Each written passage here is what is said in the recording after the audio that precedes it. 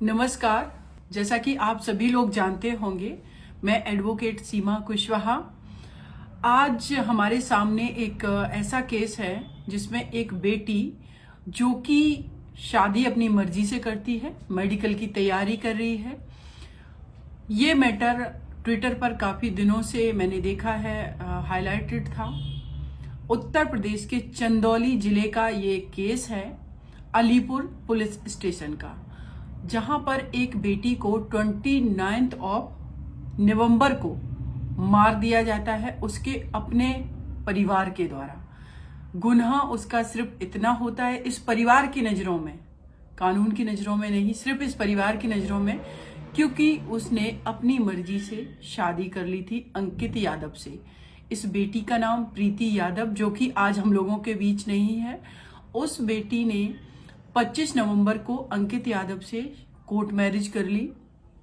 उसके बाद से इस परिवार का ये कहना था कि तुम घर पर आ जाओ, इन्फ्लुएंस करते रहे, हम तुम्हारी शादी करवा देंगे। उससे पहले 5 साल से ये प्रीति यादव अंकित यादव के साथ रिलेशनशिप में थी। परिवार को बहुत मनाया, लेकिन परिवार बिल्कुल भी मानने को तैयार नहीं था। जब इन्होंने 25 नवंबर को ये शादी कर ली, उसके बाद परिवार ने इन्फ्लुएंस होकर के प्रीति यादव को घर पर बुलाया कि आप आ जाइए, आपकी हम जो भी रीति रिवाज है उससे शादी कर देंगे, जो कि झूठा बोला। प्रीति को डाउट था, इसलिए उस बेटी ने अपने परिवार के लिए एक लेटर लिखा, जो कि अपने पति के पास छोड़ के गई थी, कि मैं इस परिवार में जा तो रही हूँ, मेरी शादी अंकित यादव से रीति रिवाज के तहत हुई है। अगर मुझे कुछ होता है या मेरी मौत हो जाती है, इसके लिए मेरे परिवार के सदस्य जिम्मेदार होंगे। ये सच हुआ कि वाकई में इनके परिवार के सदस्य जिम्मेदार हैं। 302 में एफआईआर हो चुकी है। परिवार का कहना है कि प्रेस करते वक्त प्रेस से करंट लगने से डेथ हो गई है। हम सब जानते हैं कि आज की तारीख में कोई भी इस तरीके की प्रेस नहीं है कि उससे करंट लगने से किसी व्यक्ति की डेथ हो जाए। उस बेटी की डेथ होती है, उसके हस्बैंड अंकित यादव को इन्फॉर्म नहीं किया जाता। ये अननेचुरल डेथ है, उसके बावजूद भी कोई पोस्टमार्टम रिपोर्ट नहीं होती।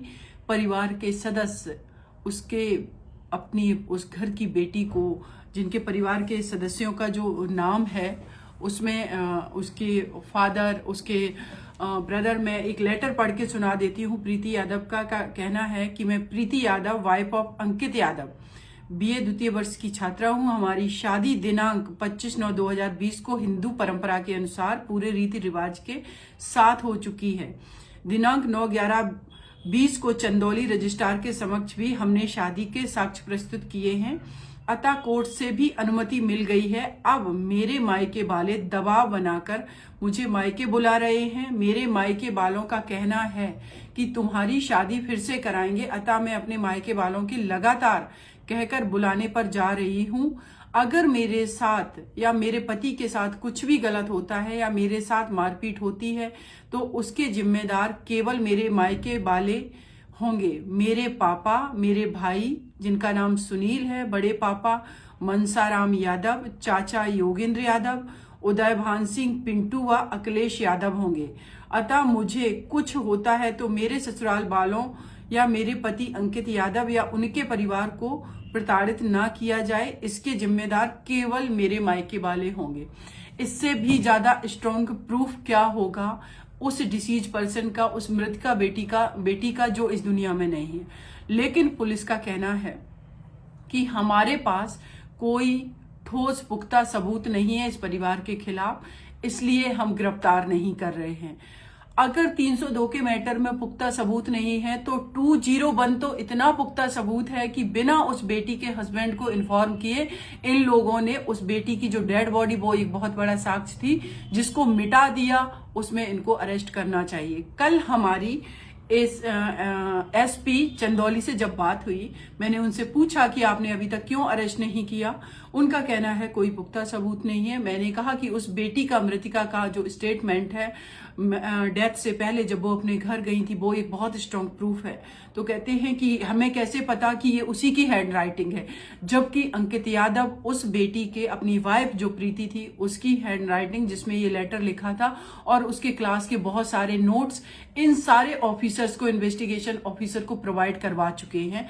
लेकिन ये इतना ज्यादा इन्होंने इन्फ्लुएंस में काम कर रही है चंदौली पुलिस, चाहे वो एसपी हो, चाहे डीवाईएसपी हो, आईओ हो, एसएचओ हो, कि इन्होंने अभी तक गिरफ्तारी नहीं की है।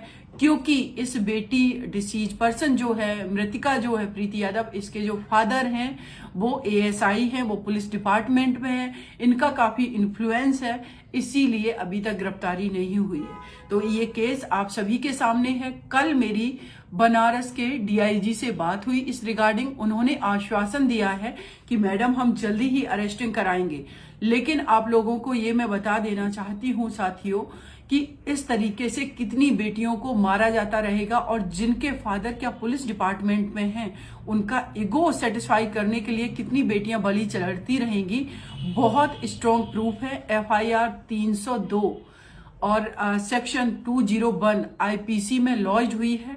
अभी तक जिनके नाम इस बेटी ने अपने लेटर में लिखे थे मरने से पहले, उनकी डेथ से पहले जब उनका मर्डर किया गया, तो उन सबको अभी तक क्यों अरेस्ट नहीं किया गया है। मेरा आप सभी से अनुरोध है, अंकित यादव जो कि उस बेटी के हस्बैंड हैं, उनका साथ दीजिए, और जो बेटी इस दुनिया में नहीं है, जिसको डर था, अपने परिवार से डर था, उन सबको अरेस्ट करवाए। इसके लिए इनकी आवाज बने, अंकित यादव की, और उस प्रीति यादव जो बेटी इस दुनिया में नहीं है, उसके जस्टिस के लिए सबको फाइट करना चाहिए। साथ ही मैं चंदौली पुलिस को कह देना चाहती हूँ आप लोगों से कि कुछ तो आप लोग न्यूट्रल तरीके से वर्क करिए। आप पर बहुत धब्बा लग रहा है कि आखिर क्या वजह है जो चंदौली पुलिस, जिनके खिलाफ इतना पुख्ता सबूत है, उस बेटी का डाइंग डिक्लेरेशन है जो उन्होंने मरने से पहले दिया था, क्या आप उसको स्ट्रॉन्ग प्रूफ नहीं मानेंगे। और जब 29 दिसंबर को उस बेटी का मर्डर हो गया, करीब 1.5 महीना होने जा रहा है, आप उसकी हेड राइटिंग को अभी फॉरेंसिक एक्सपर्ट से टैली नहीं करवा सके हैं, फॉरेंसिक एक्सपर्ट की ओपिनियन नहीं ले सके हैं, जो कि चंदौली एसपी का कहना है कि हम ऐसा नहीं कर पाए। तो मेरा उनसे क्वेश्चन था कि अभी तक क्यों नहीं कर पाए। उनका कहना कुछ नहीं, फोन डिस्कनेक्ट कर दिया। मतलब ये ऑफिसर जो पुलिस डिपार्टमेंट देश की जनता के टैक्स के पैसे पर अपने आप को सुपीरियर दिखाने की कोशिश करते हैं, पब्लिक सर्वेंट होने के बावजूद भी ये लोग पब्लिक का काम नहीं करना चाहते हैं। इनको लगता है मैं एसपी हूं, मैं आईएएस हूं, या मैं डीआईएसपी हूं। तो मेरा आप सभी लोगों से हाथ जोड़ के अनुरोध है कि इस बेटी के जस्टिस के लिए आगे आइए, और चंदौली पुलिस से मेरा कहना है कि इमीडिएटली आप लोग अरेस्ट करिए, ये बहुत आवश्यक है। नहीं धब्बा आप पर भी लगेगा और कोर्ट में आपको भी जवाबदेह होना पड़ेगा। धन्यवाद आप सभी लोगों का।